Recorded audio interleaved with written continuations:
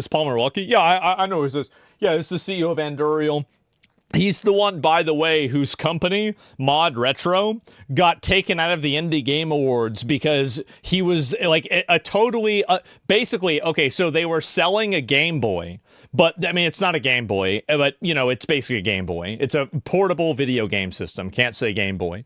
And they're selling this portable video game system, and the proceeds for that portable video game system went to veterans. I don't know if it was homeless veterans with some mental thing, but it was a veterans charity.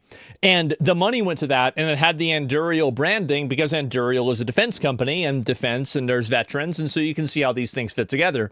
Well, for that reason, the Indie Game Awards took his product off the market. And I think it was Indie Game Awards. There was some other place that was like doing a what was the website that was doing this too? I don't know what it is. So yeah, since Anduril gone public yet, I have no idea if they have or not. But my point is that yeah, psychos, yeah, absolute psychos. So they're so retarded that in their virtue signaling of how much they care about people, they've ended up now rescinding support for something that was directly funding and helping veterans. That's it. And so these are Gamergate didn't go far enough. Well, that's why I'm here. Yeah, I know. That's my best. The two fat retards, I remember them. Here's the problem, though, is that I don't know how many, but I know that it was at least, in fact, 3 fat retards. It wasn't just them. There were more. I know. All they want to do is extract as many virtue points and as many social points out of it as possible, and then they leave it to fucking die like they've done with so many video game franchises over the years. They are a cancer, a parasite, and they need to be rooted the fuck out. That happened. How did that happen? Dude. Here's the reason why I think it happened. It's because the people that work at these companies are a bunch of skinny little nerdy losers like me that have no chance of ever getting a girlfriend. And so the only way that they can make any woman pay attention to them, their mating strategy is subservience. It's subservience, obedience, and blind obedience to anything they say. I'm going to do what you tell me to do. I don't need to think. You're going to think for me. You're going to tell me what to do. So it is a simp mentality. It is a simp mentality that all of these guys have allowed these toxic parasitic people to come into their communities and come into their culture and change it. And none of them want to speak up against it because they're little fucking simps. That's the reason why. It is the simp economy. I don't know. I'm not saying iDubbbz. A lot of people in chat are saying iDubbbz. I'm not saying that. I'm so glad he's saying this. The GDP is fake. The GDP is like, oh, wow, the number's high. Okay, can you afford your car payment? No, you can't? Oh, okay, well, then it's maybe not so good, huh? How about that?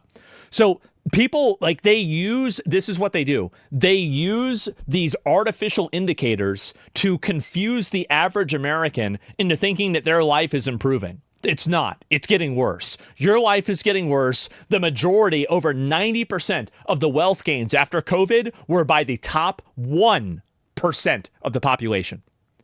Oh, but the graph. Fuck the graph. What about your life? And again, think about how many midwit, below average, barely average intelligence people that don't really understand statistics, numbers, and any sort of data collection method. They're not think. These are people that think in terms of abstractions, but they can't think about real life. It fools them. And the reason why it fools them is because it appeals to their ego, the ego that they're not a retard. But unfortunately, in believing it, they reveal that they are. And higher and higher and higher. They can become grossly inefficient. They can pursue things that don't make money. Absolutely. And they're still doing okay. And so a lot of these companies, their employees were kind of it's like having it's like a Rep Paladin in Classic WoW raid. Where like if you have a Rep Paladin in a Classic WoW raid, it means you have a really great raid. It's like the reason why these like rich women have these like fancy dogs It's like you have this useless fucking $6,000 dog that does nothing, that has to be taken care of every day. It's like it's a status symbol that look how much money and how much disposable income we have. We can take care of this useless piece of shit. Now, whether this useless piece of shit is called Phil the Poodle or Esfander McConnell the Ret Paladin, it doesn't really matter, right? Or hey, Lilith in HR. It's all the same. A lot of layoffs in the tech industry. Ooh. You've seen a lot of layoffs in the media industry. Ooh. I think that a lot of those are driven by interest rates rising, money's That's not right. free, and now companies have to actually make what people want. You have to imagine, guys, it's so terrible. We have to make money now.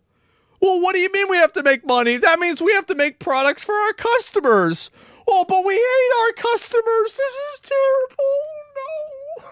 And then they go and blame AI. As if AI isn't also detecting cancer.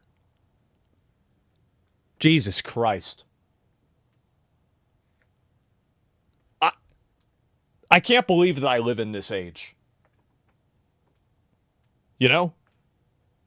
I simultaneously love it and also wish that I lived as like a farmer in like the Middle Ages and I like just died from a toothache at like age, I mean for me, age like 19.